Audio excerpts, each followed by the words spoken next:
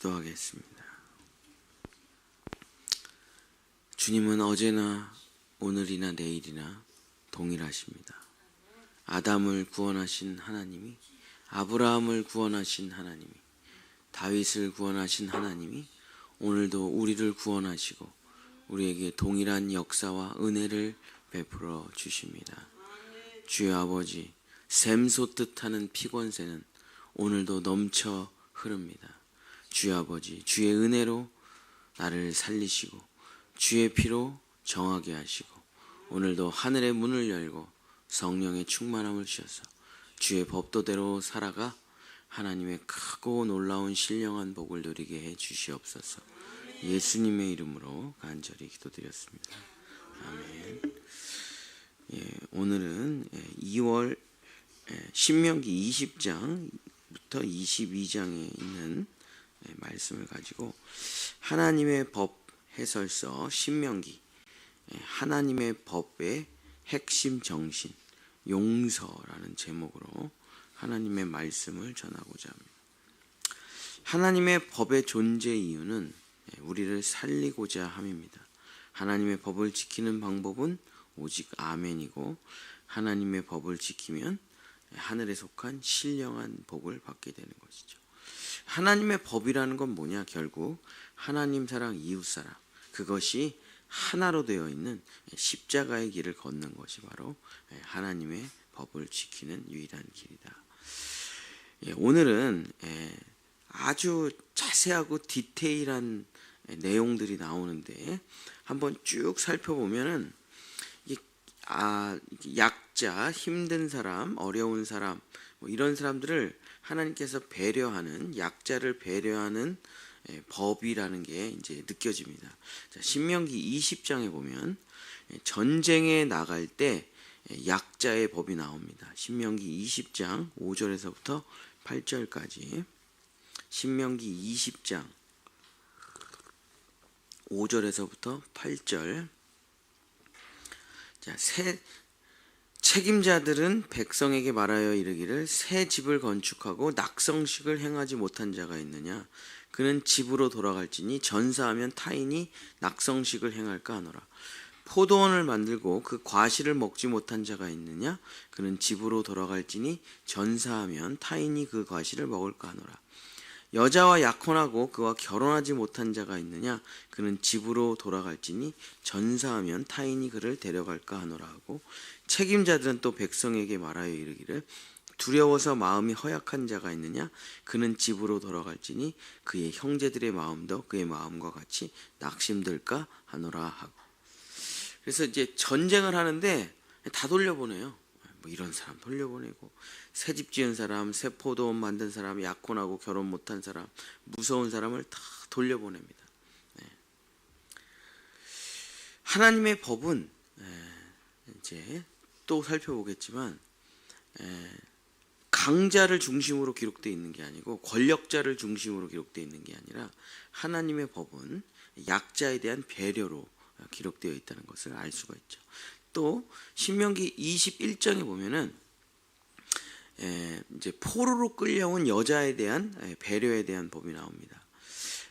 이제 전쟁에서 이겨가지고 그 여인들을 자기 아내로 취하고 싶어가지고 그 적국에 내가 멸망시킨 나라의 여자를 마음에 들어서 데리고 왔어요. 그러면은 어떻게 하는지를 신명기 21장 13절서부터 14절에 기록되어 있습니다.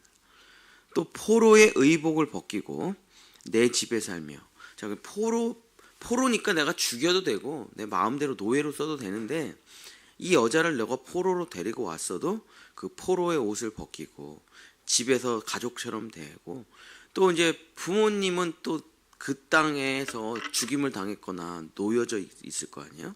그래서 부모를 위해서 한 달 동안은 지극정성으로 그 여인을, 포로로 끌고 온 여인을 섬기라는 거예요. 사랑해주고 이뻐해주고, 어쨌든 부모랑 가족이랑 떨어져서 끌려왔으니까 그 부모를 위하여 한 달 동안 애곡한 후에 한 달 동안은 절대 건드려서도 안 돼요. 얼마나 이게 하나님의 법이라는 게 세상에 포로까지도 배려하는 이 디테일이 있습니까? 내가 그에게로 들어가 그의 남편이 되고 그는 내 아내가 될 것이요. 근데 이제 한 달을 그렇게 같이 지내봤는데 막상 또 데려오니까 마음에 안 들어. 그러면 그냥 확 죽여버려도 되고 노예로 써도 되고 창녀로 팔아버려도 되는데 그렇게 하지 말라. 그 후에 내가 그를 기뻐하지 아니하거든 그의 마음대로 가게 하고 결코 돈을 받지 말고 팔지 말아라. 내가 그를 욕보였은즉 종으로 여기지 말지니라. 그래서 그 여인이 이제 그 여인은 이제 아무런 결정권이 없죠. 이제 내가 근데 살아봤더니 외국인 여자를 데려와가지고 이게 살아봤더니 내가 마음에 안 들어. 그럼 데리고 구박하지 말고 그냥 집으로 곱게 돌려 보내라는 거예요. 걷다 팔아먹지도 말고. 그러면서 정말 이 포로라는 것은 그 당시에 정말 그냥 돈과 같은 거나 비슷한 건데 포로라고 할지라도 너희가 그렇게 대해서는 안 된다 하며 약자에 대한 배려를 하고 있죠. 또 세 번째, 정말 너무 끔찍한 범죄를 저질러서 이 사람이 사형을 당해가지고 일벌백계 하는 마음으로 이 사람을 나무에 달아놨다고 하더라도 이런 법을 꼭 지키라. 신명기 21장 22절 23절. 이게 예수님이 십자가에서 돌아가시고 바로 내려온 이유가 이 신명기 21장 22절 23절 때문에 그럴 것이죠. 사람이 만일 죽을 죄를 범함으로 내가 그를 죽여 나무 위에 달거든 그 시체를 나무 위에 밤새도록 두지 말고 그 날에 장사하여 내 하나님 여호와께서 내게 기업으로 주시는 땅을 더럽히지 말라. 나무에 달린 자는 하나님께 저주를 받았음이니라. 사형죄를 지어서 죽임을 당하고 사람들한테 다시는 이런 죄를 짓지 말아라 하는 그 마음으로 시체를 나무에 달았다고 하더라도 그 가족들도 있고 그 이웃들도 있으니까 하루를 넘기지 말고 내려서 그 시체를 가족들에게 돌려주고 그날 밤에 매장할 수 있도록 도와주어라 하면서 우리는 부관참시라는 것도 있어요. 우리나라 법에 보면 이미 죽어가지고 시체를 땅에 묻었는데 그걸 다시 파냅니다. 다시 파내서 그걸 목을 자르고 시체를 난도질을 해가지고 벌을 못 받고 죽은 사람이라고 하더라도 부관 참시를 해버리는 그런 법도 있는데 하나님의 법은 그런 게 아니라 정말 사형당해서 죽을 수밖에 없는 죄를 저질렀다고 하더라도 그 시신과 가족에 대한 배려를 해주시는 것이죠. 자, 네 번째, 소나 양을 잃어버려 가지고 애가 타는 약자들에 대한 법이 나옵니다. 신명기 22장 1절 2절. 내 형제의 소나 양이 길을 잃은 것을 보거든 못 본 채 하지 말고 너는 반드시 그것을 끌어다가 내 형제에게 돌려줄 것이다. 22장 2절. 내 형제가 내게서 멀거나 또는 내가 그를 알지 못하거든 그 짐승을 내 집으로 끌고 가서 내 형제가 찾기까지 내게 두었다가 그에게 돌려주어야 한다. 아니 그냥 손을 안 댈 수도 있잖아요. 그것들 법으로 제정해 놓은 게 대단하죠. 근데 그걸 일단 길 잃은 소나 양을 보면은 말이나 데리고 가요. 그래갖고 내가 먹이고 입혀줘야 돼. 그게 법이에요. 주인이 찾아갈 때까지. 또 이게 제 읽질 않았는데 그 밑에 보면은 길거리 가는데 아파가지고 막 쓰러진 동물 있잖아요. 집에 가서 치료하고 보호해주고 그걸 주인에게 다시 찾아줘야 돼요. 이게 얼마나 손해입니까? 내가 얼마나 내 것도 아닌데. 근데 하나님의 법은 그 양을 잃어버린 사람의 마음이 얼마나 애탈까? 소를 잃어버린 사람의 마음이 얼마나 애탈까? 그것을 그 법에다가 기록하고 그것을 보호할 수 있도록 주인을 찾아줄 수 있도록 법에 명시해 놓은 것이죠. 다섯 번째, 신명기 21장 17절에 나오는 이야기인데 이게 좀 설명을 필요해요. 읽으면 너무 기니까. 한 남자에게 두 아내가 있었는데 한 여자는 내가 너무 미워해. 근데 한 여자는 내가 너무 사랑해. 내가 너무 미워하는 여자가 첫째 부인이고 내가 이뻐하는 여자가 둘째 부인이에요.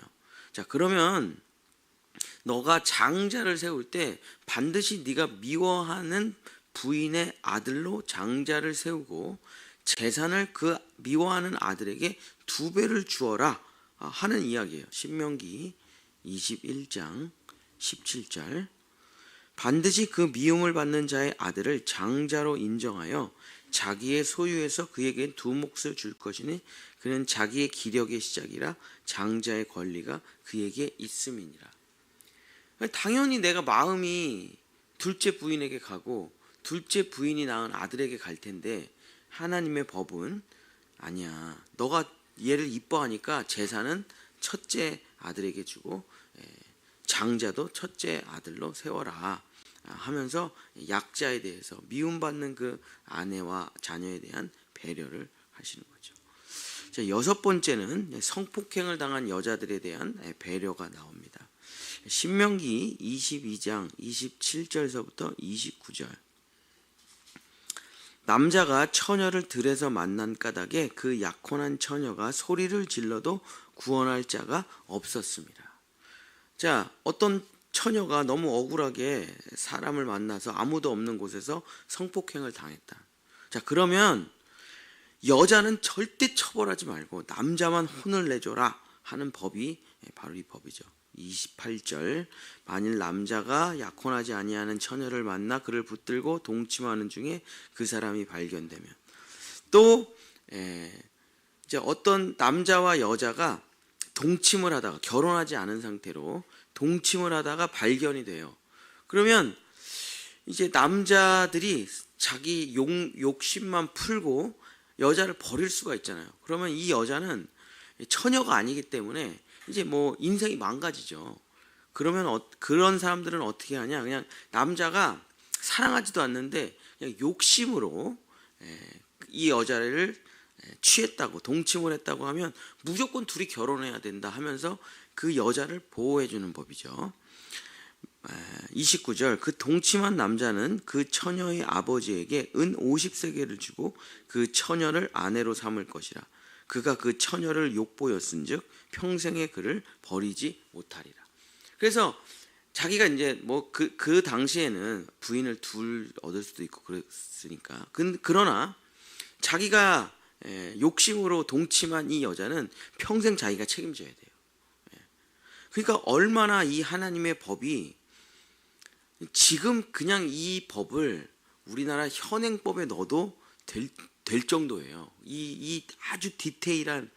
그래서 제가 성경을 읽으면서 이런 것까지 성경에다가 기록할 필요가 있나라는 정도로 너무나 디테일하게 약자에 대한 보호가 기록되어 있습니다. 그래서 우리나라도 이제 이런 법이 있다고 한다면 얼마나 좋겠습니까? 그죠? 우리나라 법도 아직도 이 정도도 안 되죠. 약자에 대한 보호가. 이제 우리가 쭉 신명기의 그 이제 중요한 법부터 헌법으로부터 저 밑에 민법까지 쭉 읽어 나가는데 정말 아주 작은 법들까지 약자에 대한 배려까지 우리가 읽어 나가면 와, 너무 하나님이 너무 세심하시다. 뭐 이런 느낌이 듭니다.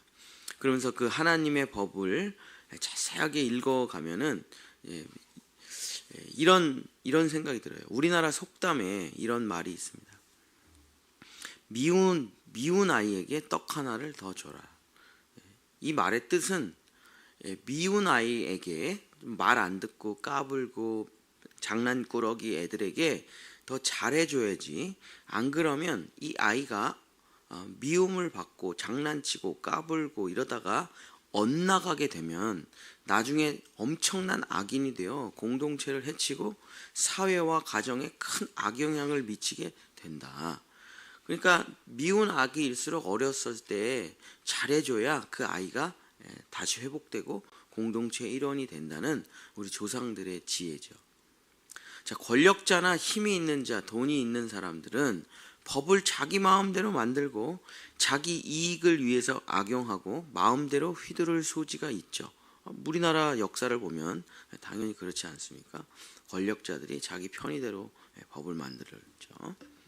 그러나 하나님의 법은 이런 것과는 전혀 다르게 철저하게 약자와 소외되고 힘없는 자를 보호하기 위함임을 알 수가 있습니다. 하나님의 법의 핵심은 우리 주변에 약하고 힘들고 아프고 지친 사람들을 배려하고 보호하고 돌보고 지키라고 명령하고 있는 것입니다. 자, 예수님께서는 이 하나님의 법의 핵심 정신, 핵심 가치에 대해서 비유로 이렇게 말씀을 하십니다. 자, 10,000달란트를 빚을 진 사람이 있습니다. 한 달란트가 6,000데나리온이에요. 근데 한 데나리온이 하루 품삯이거든요. 그러니까는 6,000데나리온이니까 16년 동안의 일당이 1달란트예요. 금으로 치면 한 30kg 이상 되는 금액입니다. 지금 현재 시세로 한 달란트가 4억 정도 되는 금액이고, 하루 일당을 10만 원으로 계산하면, 요즘 10만 원 넘을 것 같기도 한데, 어쨌든 하루 일당을 10만 원으로 계산할 때 10,000달란트가 얼마냐면 6조입니다. 6조. 근데 6조의 빚을 진 사람이 있어요. 근데 이 찾아와가지고, 내가 우리 대대손손 당신의 그냥 노예, 제가 돈이 없어서 갚을 수가 없습니다. 이 6조의 돈을. 우리 아내, 내 새끼들, 내 후손 전부 다 그냥 당신의 노예가 되겠습니다. 죄송합니다 하고 싹싹 비는 거예요. 그랬더니 그 사람이 너무 불쌍해가지고 이 사람이 6조의 돈을 용서를 해줬어요. 근데 이 사람이 집에 가가지고 자기한테 100데나리온의 빚을 진 사람, 100데나리온을 또 계산을 하면 1,000만 원 정도 됩니다. 6조의 빚을 탕감받은 사람이 자기한테 1,000만 원의 빚을 안 갚은 사람을 고소하고 법을 이용해서 감옥에 집어 넣어버려요. 1,000만 원 안 갚으면 너 진짜 죽인다 하고. 그래서 그 비유를 말씀하시면서 예수님께서 이렇게 말씀하십니다. 이게 신명기 법의 핵심 정신과 가치죠. 마태복음 18장 32절서부터 33절. 마태복음 18장 32절서부터 33절. 18장 32절 33절 마태복음. 이에 주인이 그를 불러다가 말하되, 악한 종아, 내가 빌기에 내가 내 빚을 전부 탕감하여 주었거늘 내가 너를 불쌍히 여김과 같이 너도 내 동료를 불쌍히 여김이 마땅하지 아니하냐. 그러니까 하나님의 법이라는 것은, 이 법을 안 지키면 다 혼내줄 거야, 이 법을 안 지키면 니네들 진짜 멧돼지 한다, 똑바로 살아, 이런 뜻이 아닙니다. 하나님의 법의 핵심 가치와 핵심 정신은 내가 너를 불쌍히 여김과 같이 너희도 서로 불쌍히 여기라는 것이 하나님의 법의 핵심 가치예요. 자, 신명기 24장 22절에 이 디테일한 법을 쭉 마치고 하나님께서 뭐라고 말씀하시냐면 이렇게 말씀을 하십니다. 신명기 24장 22절. 너는 애굽 땅에서 종되었던 것을 기억하라. 이러므로 내가 내게 이 일을 행하라 명령하노라.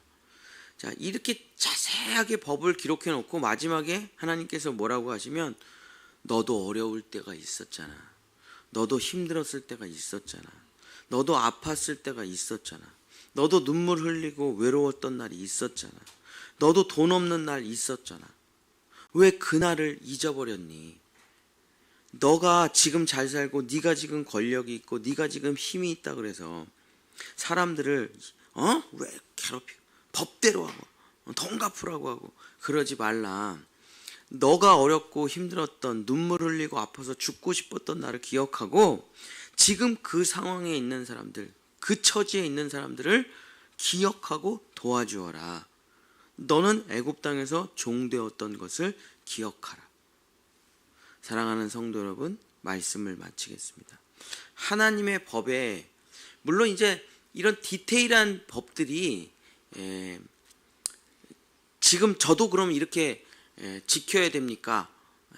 그런 의미라기보다는 이 신명기 법의 핵심 정신이 뭐냐면 바로 이제 주기도문에 기록되어 있는 그대로죠.